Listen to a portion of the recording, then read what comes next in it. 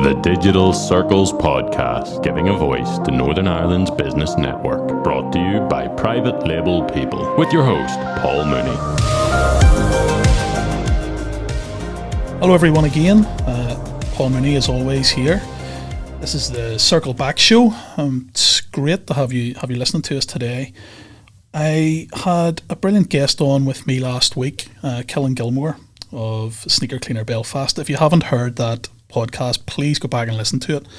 And also the week before, we had Michael Dunbar on from Mishaps Removals, who gave us a really sort of passionate account of his career and his work within the removals industry. So, like I say, if you haven't listened, please go back and listen to those two podcasts. But today we're gonna go a wee bit back on them, as is Circle Back is the name of the show. So we're going to circle back a little bit and then talk some random nonsense, because I think we're quite good at that and we do that really well. And I've got Michael and Robert with us here today. Hello. How you doing? Hello there. Robert, I'll come to you first. Did you listen to last week's podcast? Please say yes. Yes, I did. Okay. I actually did. I'm not just saying that. And I thought it was fantastic. Absolutely fantastic. I listened to it whenever it was edited by Mike. And I thought Killen was just amazing. I thought not just from an interview perspective, but from a young guy from our city and that entrepreneurial spirit inside him and what he's done and what he's going to do. I thought he was a real beacon of light and a real vision of inspiration for a lot of other people out around Northern Ireland. Yeah. I thought he spoke really, really well, Mike. You were lucky enough to be sitting here witnessing it. And It was indeed. I got to say, I mean, imagine at 24 having the direction that lad had. He was good crack apart from anything, a nice guy, but like that's a very impressive thing to go, okay, well, here is an opportunity. I'm going to follow it. I'm going to keep going at that. And the way he discovered it was very organic, but the way, where he is now is pretty remarkable. I think too, the passion of his business really shone through in absolutely everything that he was saying. Mm-hmm. From starting off in his granny's kitchen and then to looking where he is now. You could feel that real entrepreneurial business owner fire burning within him. Uh-huh. Yeah, you could literally see it sitting here when he was talking. You could see the passion in him, and I think that's one thing. If you're going to start a business that you're passionate about, something that you're really into. And he described how from a very young age, it was the one thing he did. He took care of his footwear, and he's now making a living from that. But I honestly, for his age, he was absolutely superb, and he's not stopping. He's growing it now. I think too, age really doesn't matter. If you're passionate enough, then you're young enough, or you're old enough. It doesn't matter. You could be Killen's age, you could be a little bit younger, you could be a little bit older, you could be a lot older. It really doesn't matter. Whenever you've got that fire, it'll burn within you. Yeah. The one thing that I was really struck with as well, he was talking about going around collecting sneakers from people's doors. Yep. And he didn't have his own premises at that date. But to take the plunge and to actually go and get a shop front, take that on, the pressure of having to pay rates, having to pay the landlord, and having to kit out a shop, and then you need staff for that. That really struck home with me at a young age to be able to do that, because I just did a wee bit of digging, and apparently 33% of business premises in Belfast are to let at the moment and available. So that's actually the highest in the UK in a city. I think to circle back to that, pardon the pun, circle back to that first part that you talked about, that jump, that move that he made, and a lot of people make, or a lot of people need to make at a certain point in time. Yes, it can seem a little bit daunting, but for me, whenever I heard that, it was probably a realization in him that this is now moving from let's call it a passion or a side hustle, or whatever he was describing it as, into a real business. And I'm sure he doesn't look back after making that sort of jump. But I think that second point, Paul, was it 33%? 33%, yeah. Like, that's criminal. That's absolutely crazy. And actually, I put a lot of that blame, if you want to call it that, or opportunity. You know, there's two ways of looking at it. It's got to be at governmental doors. Yeah. You know, the reason why people like Killen who are starting a business, they do have to take into consideration all of these other things, you know, rates and whatever, and they don't do an awful lot to actually assist with that. And if you take high streets and different things like that, the competition, the outside competition that high streets have, like online, I know it well, it's been 90% of my background. Online businesses don't have these things. And the sooner that government bodies wake up and smell that coffee and start actually helping small businesses with this, and for me, there's a real opportunity there for an explosion of small businesses getting into real premises and starting real high street stores, like what Killen has done and continues to do, because I know he's obviously expanding, which is great. Yeah, yeah. And of course, you know, it's not for everybody in business to take on premises, but it's really worked for Killen. But also on the sort of relating into that, I was walking down Royal Avenue last Wednesday night on my way to meet some clients in the Cathedral Quarter, and the amount of homeless people, I was talking to you, Mike, off air about this, and I know Killen's doing a lot of good work on that, and he was mentioning Linda, I think it's from the Clothes for All Homeless Project. If I've got that name wrong, I apologise, I'll get it right later, but if anybody can do anything for the homeless in Belfast, she should get in touch with Linda, and I'll be contacting her after the show. But yeah, Mike, I know you spend a lot of time walking through Belfast yourself, and it must be something you've noticed. I could do, yeah. And I mean, you know, to see then, you know, a local business like that giving back into the community that it comes from, it is brilliant that that's the case, and you really do notice it, I'd say. I think what you can do is, which I actually am going to do, because I'm a bit of a sneaker fanatic myself, so I do have some that have got to go to Killen for my own purposes, but I also have a number of pairs of trainers that, or goodies should I say, to reference the show. You get 10% off if you mention that stuff. Yeah, I'll make sure to do that. And there's a few that I don't wear anymore, and they're perfectly good, so I'm going to actually give them to him for his push towards the homeless. But also, if you do have any tops, trousers, tracksuit bottoms, things like that, clothing, definitely contact Linda, because I'm sure she could do with all the help in that project, which is another great thing. Definitely. I don't know about you guys anyway, but after last week's podcast, I went back and I had a wee look in the wardrobe, and I call them the heartbreakers, the trainers that I fell in love with at the time, and then now you look at them and you're like, I can't wear those in public. That's all maybe I'll drop them down to Killen and see what he reckons. Yeah, they're just not looking. They're not looking at their prime. Sentimental Air Max. One of the things that he was talking about last week, which I thought was absolutely hilarious. I'm a big Adidas fan in terms of trainers, and you know the way they have kind of like names, iconic names. You know, like Adidas Beckenbauer and different things like that. But whenever he was talking about the Dolce and Gabbana Cliftonvilles, I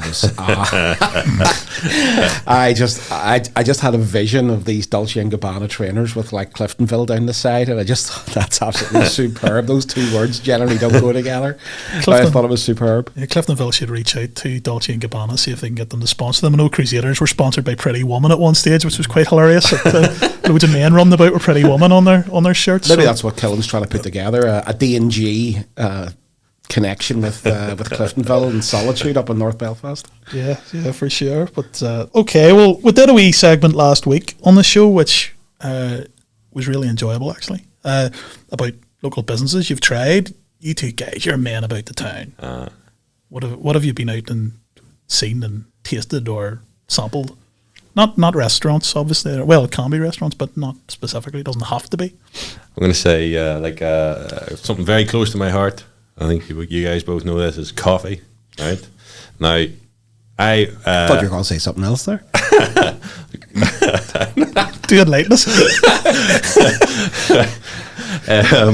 I adhere to the belief that not all coffee shops are created equal, right? There are three different levels, right? And that doesn't mean one's better than the other, but you have your coffee shop that you want to work from, You have your connoisseur's coffee, and you have your daily belter. So that's just, the daily belter, the one you go to most regularly, probably to pick up your coffee that you know is going to be good every time. And so I am going to put my favourite connoisseur's coffee out there for this week, and that is Trait on the Lisburn Road. Now, that's not to say it's the best. There's a number of good options on the They're just Lisburn paying you Road, the most commission. but they're the connoisseurs one. Right. There is. They have a couple of stores, don't they? They do have one in Cumber, I believe. Yeah, I was going to say, is that the one in Cumber? Which actually used to be beside what I lovingly referred to as the Cobbler's Arms, which was not a bar, although that's obviously where the name came from, but it was a group of old lads who were cobblers and would have fixed shoes. a weird connection to Killen and the sneaker trainers, or the sneaker cleaners, but they would not have known what a sneaker was, or a trainer, or a goodie. But they used to just like hang out at the Cobbler's Arms, smoking fags and drinking cans. That's a good job. Yeah, I was right beside where Trade is now. But Trade is a very good cup of coffee. It's super. It's super. And as I say, there are other. I mean, the one I go to is on the Lisburn Road. There are other top-notch coffee spots on the Lisburn Road, but for the sort of that one that you pop into every so often for a sort of a delicatessen coffee, shall we call it? Okay. That's the one for me. That's your number one. Right. What about you when it comes to coffee, Robert? I'm not really as enthusiastic about coffee as, say, Mike is or other people, but I do get that scenario of there's a really good coffee, then there's like, an everyday, or there's also the place that you want to work from, because that's kind of got nothing to do with the coffee per se. And you may not even have a coffee whenever you're there. So generally speaking, somewhere that's slightly bigger and slightly more comfortable, and again, internet connection really comes in to play there. And I feel that there's a lot of coffee shops kind of let themselves down whenever it comes to the other bits. They're so focused on the product itself rather than the product overall. Weirdly, one that I do like to work from does do a great coffee is one of your friends, Paul, Cafeo. Yep, I know the proprietor. Yes, she's a friend of my partner's. And it ticks a lot of boxes. I'm glad you said that, because if I'd have said it, I'd be accused of ass. So that gets me off. Mike's getting the royalties from Trade, but I've just taken your royalties from Cafeo. Well, Cafeo would be my daily belter. Oh, well, there you go. You say on the Lisburn Road? Maybe I've merged them all together there, so maybe I'm outside the boundaries of your the small thesis. World I live in, walking up and down. Well, you're always delighted when I bring you a wee packet of Cafeo granules. Oh yes, they're fantastic for the coffee machine. So yeah, I think coffee to me is kind of like a bit of it's habitual. It's kind of like a morning thing. So maybe I'm just in the daily belter every single time, Mike. It's a good place to be. What about you, Robert? Have you been to any local businesses and sampled their delights? Not an awful lot this week. I went in a very similar thread.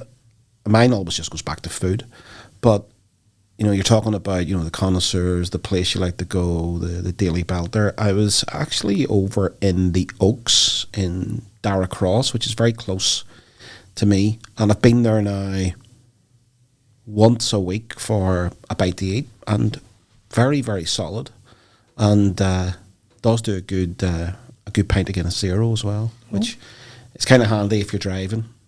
You can have a good pint. Yeah. And still drive legally, which is great. But it's not going to win any awards, right? It's not like a connoisseur's place, but in terms of really good menu, very, very simple food, nice environment, absolutely loving it. Just right. And if you like a game of pool, they've got a good pool table in there too.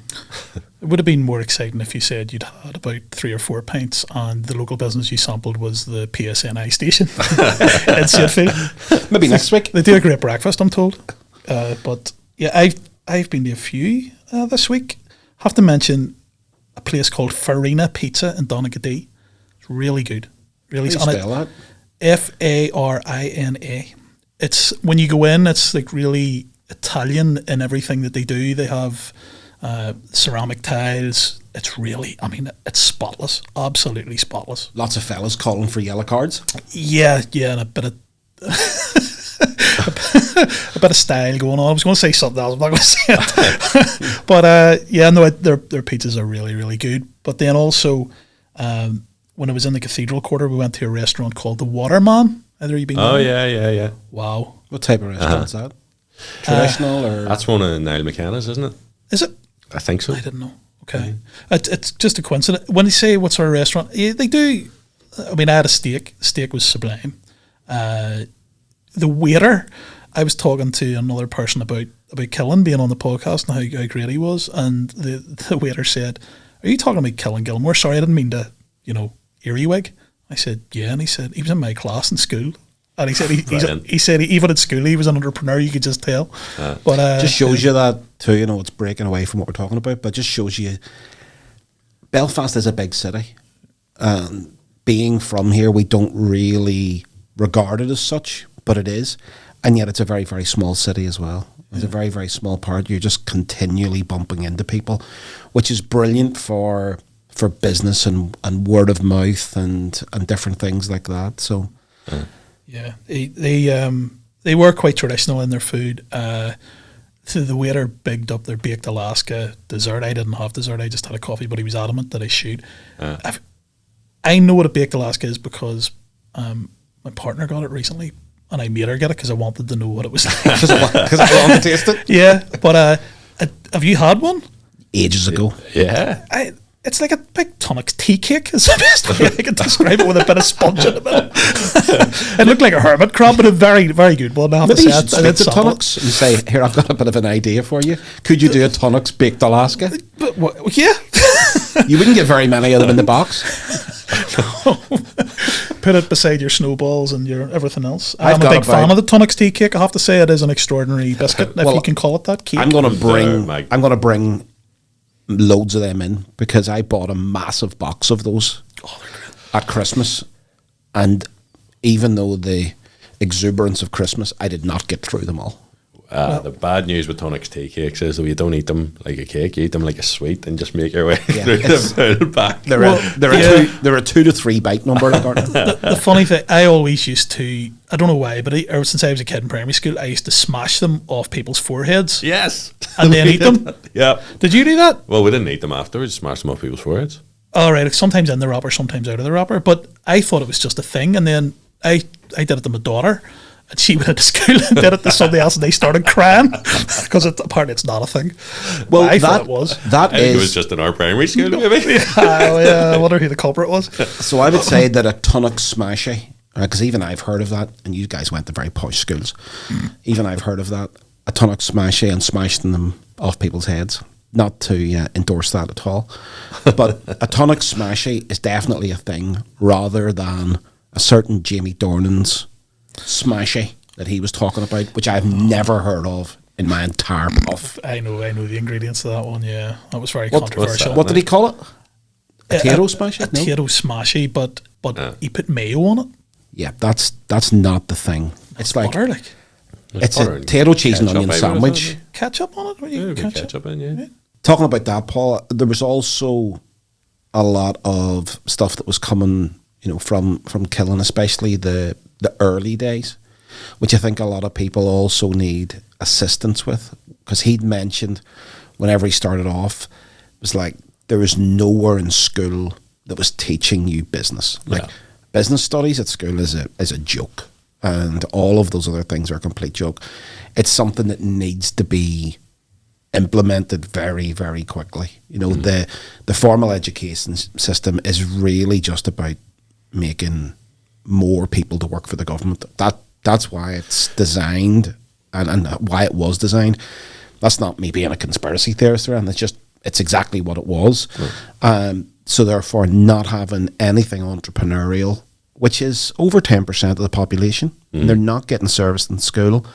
And also, Killen talked about early days, like not knowing the numbers. And thankfully, he had his dad who had the bathroom business, wasn't it? Yeah.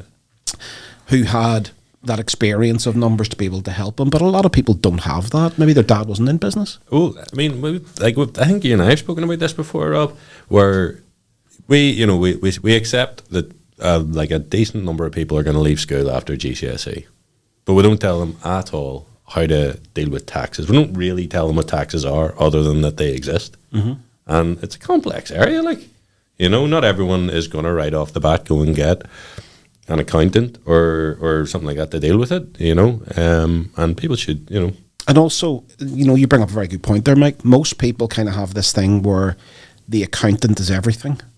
The accountant is the accountant. They do the numbers of the business. They set the structure of the business. Mm-hmm. They do all the taxation. They're also financial advisors. They're technically speaking fractional CFOs. They're none of those things. They're an accountant. That's it. Right? So you're listening to financial advice from an accountant who only knows how to account, whereas being able to have a CFO style role. But of course, the vast majority of young businesses, they can't afford to bring in a CFO into the business or somebody with that level of experience. But potentially looking at something that obviously we're looking to do is have that fractional end where the assistance is there, understanding what a profit and loss statement looks like, understanding the elements of it, understanding the balance sheet. You don't have to put all these things together. You just need a basic understanding of what it really is, because that then sets a lot of structure for your business, for your pricing, for your overheads. So looking at Killen moving from his granny's kitchen into the premises that he jumped into and now has, that sets all the different things up for him, because he was also talking about pricing strategy. And I loved what he was talking about, because no two pairs of dirty trainers are created equal, because some are lightly dirty or lightly scuffed. Some are, he was talking about festivals, some are absolutely stinking. So how could there be one price for all? And also trainers are kind of made different. Sometimes you've got very simple trainers, sometimes there's a little bit more ornate details into it. So he had to set that pricing strategy, and it was great to be able to see again somebody so relatively new to business be able to come up with that and stick by it as well. I think. Mm-hmm. I think when you talk about schools, there, if you maybe want to be a bit of a conspiracist, that's my role. Yeah, well, true.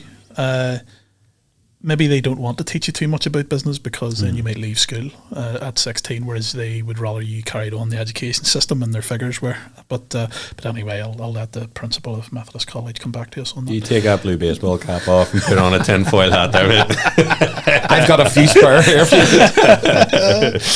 Yeah, well, just you were funny enough mentioning festivals there. We went to a festival. You just reminded me. We went to a festival a couple of years ago.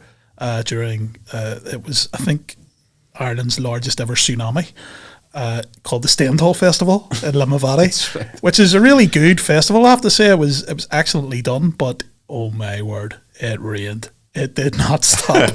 We needed you gutties that day. I can't even remember what I was wearing on my feet. I think they had webs by the end of it. It was wild. I was stupidly wearing a pair of white Adidas simple superstar trainers, and they were minging by the end of it. Chewing gum grey. It was just dreadful. But Ocean Colour Scene that day were absolutely great. And Killen actually talked about, having some sort of like a pop-up style, which may or may not work. He was talking, and rightly so, he was sort of saying, people from here would be thinking, you're not going to nick my trainers. But also it's kind of like, well, if they're giving him their trainers, what are they going to be wearing?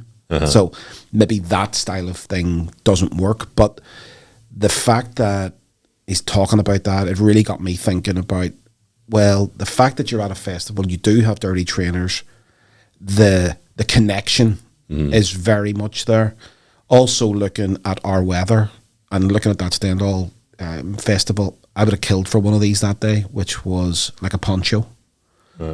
So the likes of Sneaker Cleaner doing a poncho, which is free with some sort of connection with the the promoter of the event with a bit of branding or a QR code on the back of it.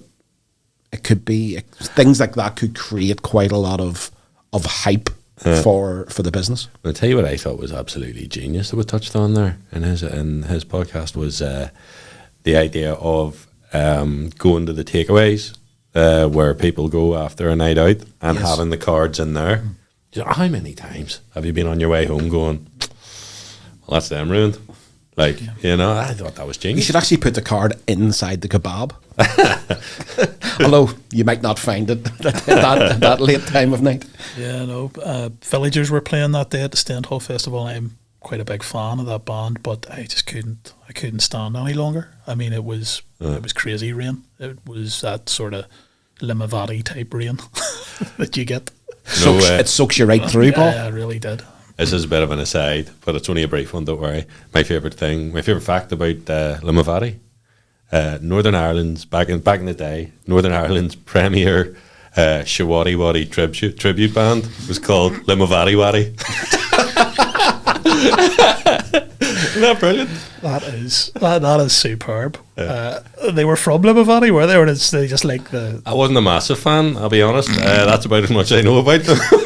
We need to get a researcher out onto that to see if they're still around and whether they would do something. But I think too, it's like taking that festival idea and looking outside the box a little bit in terms of your business and having that loose connection, because there is a loose connection there, festivals and the customer of the business. So in terms of Killing stuff, the customer of his business is very much there. There's no doubt about that. And also then you've got somebody on stage who all of those customers kind of look up to.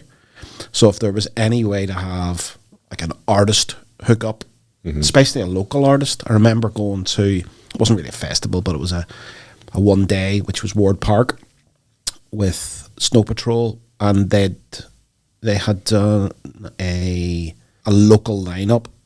So I think Five Vance was there, Two Door Cinema Club, and there was a couple of others. And having that, that circle that people can, that whole idea of a network effect. So if you've got some smaller artists that are in Northern Ireland, they're doing that, there's a great way there to kind of have that hook up, that team up with other local businesses, and especially if they're connected. Well, I think as well that approach with the festival idea, or at least that train of thought, shows a connection, I guess, that Killen has, the understanding of his customers, because potentially he would have been one of his customers had he not started the business himself. Do you know what I mean? Yeah, definitely. And it shows, here's where they're likely to be. This is the sort of experience they're likely to have, going to festivals, getting their trainers muggy. So I need to be there in some capacity too. I think, circling back to Michael from the other week as well, in terms of that whole idea of moving, like that's their primary business. So going into areas where people who are moving are there. So maybe they're moving abroad. Well, that's going to be a show about foreign homes, houses in Spain, or what they call the Place in the Sun or whatever. There's a lot of these mini exhibitions that happen around hotels where they're showing you apartment studios in different countries. That's an area where these businesses should go into because of the action or the additional action that consumer or customer takes. They're not just buying a house in Spain. They're moving to Spain. So the complementary part of the business, or the complementary part of the transaction, if you're sitting there, you're going to attract that straight away. And by the way, for anyone who's listening, if you haven't yet, double back and how do we listen to the Michael Dunbar podcast from a handful of weeks ago. Very much worth a listen, and I'd not certainly had even the remotest understanding of the complexities of the removals industry until I listened to it. Well, I think too, Mike, you bring up a very good point there, because a big shout out to our listeners in Mexico and Ecuador. And if any of those listeners are thinking of moving to Northern Ireland, then A, I think you're mental. B, speak to my gypsies. Get Michael's contact details, and he will move you from Ecuador or Mexico. He'd be called. Yeah, just for context, for some reason we have went quite big in Mexico overnight. I don't know what's going on there, but thank you to the Mexican public. It's quite uncanny. We can go back and look at who is listening to That's the podcast. what we know, because there obviously is. We're talking about food earlier, and there is a number of great sort of Mexican restaurants. Like one of my favorites, I know it's not exactly Mexican, but like Boojum. Oh. You know, the best burrito I've had worldwide. That's magic. I have had burritos in places that should have been better than something from Northern Ireland, but it's phenomenal. It's funny, we're talking about hooking up with like artists and things. You have to be careful who you hook up with is the other thing. Kanye West. Is he coming on? No. Well, he can if he wants. Kanye. He did the hook up with Adidas. That's right. And they had to pull the plug. Was it Yeezys? Yeezys. I think it cost Adidas something like, was it $440 million? That's a hard pill to swallow. I've never listened to Kanye before, but I was listening to him recently because I actually heard, the guy, you like him, he does those shows about like Russia and what's his name? He uses Adam Curtis, and he uses Phenomenal. the background music's always very good. And he was talking about a track that Kanye did, and it's one that starts with a piano loop. I can't remember the name of the song, but it's very, very good. So I was listening to that, but expensive mistake to make. So Killen, if you're considering getting into bed with any local artist, just be careful which one it is. But yeah, Adam Curtis, we should definitely. That'd be a dream 20, like to get Adam Curtis on, speak to Adam Curtis. He's got one of them voices where it's just melodic, and what he talks about so factual, and everything's, he's just so accurate, and yet really like his stuff. Speaking of artists and art, I see they're threatening to unveil Banksy. Oh, really? Yeah, I was reading this week about it. It's been 20 years in the making. Yeah, somebody obtained one of his paintings, I think it's called the Monkey Queen, and paid £30,000 for it in, I think it was 2020, but they didn't get any paperwork, so they sent it to a company that does authentication. Right. And this company, they've accused of sitting on the fence because the authentication would make it worth, I think, 70,000, so over double the value. But they, after years of trying to get an answer, the company just won't really say yes, it's definitely Banksy. So the people suing have lost patience. So they're trying to get him unveiled. I actually played football with a guy. I thought you were going to say you played football with Banksy. Well, I might have done. That's the thing. What's he doing scribbling in the corner? Was he playing for Cliftonville at the time, wearing Dolce & Gabbana's, Billy Chills? Wearing red flares. Banksy's from the Braniel. Yeah, absolutely. But I played football with a guy whose partner was his PA, but she'd never ever met him. Now, he told me this could be the best spoof ever, but she was a PA, but she'd no idea who he was. He just used to send her stuff through to do. And Tremendous. Yeah. So Banksy's PA was from the Braniel, not Banksy himself. It's that would be a real shame if Banksy was unveiled. Is that not the whole prestige around him?